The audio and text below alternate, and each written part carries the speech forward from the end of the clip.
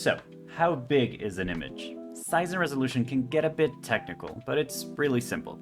Let's say I participated in a contest, and the upload limit for my image is 10 megabytes. When I export my image, it's way larger than that. There are a couple things we need to know in order to take the best approach. Subscribe to the ArtForge Academy newsletter in order to receive exclusive discounts for our video courses.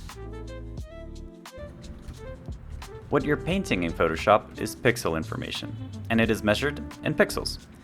The resolution is how many of those pixels I've defined will fit inside of centimeter or inch. This will effectively change the final size of an image when shown on a screen or printed out. When we see an image that is pixelated, this means that the pixels are visible, even though they shouldn't be. We should see a crisp line and edges, but instead we see jagged lines and odd things on the borders. This is because we are making the amount of pixels in a centimeter too low, or we stretched an image larger than it should be. There are some standards for different things we use. Screen is usually 72 pixels per inch, print is usually 300 pixels per inch. This is because our eyes won't really be able to perceive much difference if we go higher at the usual distance we see and use books, posters, or screens. What happens if I change my resolution on the image I want to export? Will this change its megabyte count? Not really. The amount of pixels is the same, the base information is the same, and the instructions on how large to print or display them, resolution, is what changes. Let's say the contest says I need to deliver the image at 300 dpi and under 10 megabytes. I'll go into Image, Image Settings, and select Image Size. In this menu, we get to see everything we need. Image size in megabytes, dimensions in pixels or px, resolution in pixels per inch, and a resample option. My base resolution is 72, which is screen standard. If I change it to 300, notice how the pixel count goes up. This is Photoshop trying to keep the size that the image is going to be displayed the same, but in doing that, it will add a lot of information that I did not intend. That's what resample does. It tries to keep the end centimeter or inch count the same. If we untick resample, this changes to inches or centimeters, how large the image is going to be displayed.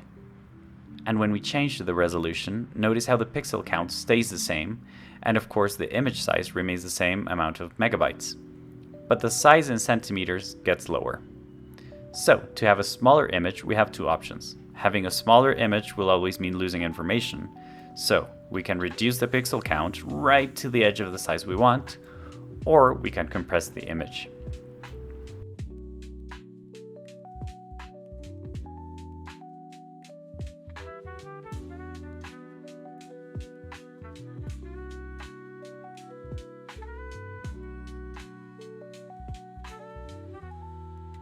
This has complicated things. You can delve as deep as you want, but JPEG is a format that compresses images in different levels, and the less you do this, the better for the image quality.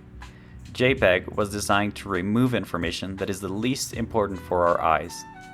Information that our eyes already kind of ignore most of the time. It's very efficient, just don't do it too many times please, or you'll start seeing errors or artifacts all around.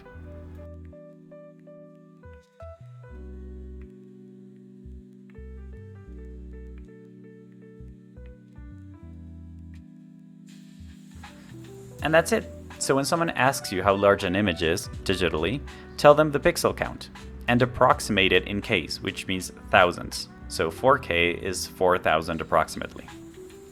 Follow up with, is this meant for print or screen?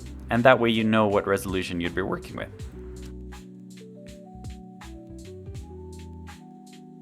As a rule of thumb, working larger is better, as making an image smaller is easier than making it bigger. Have you ever heard of the word composition? We'll talk about that in the next video.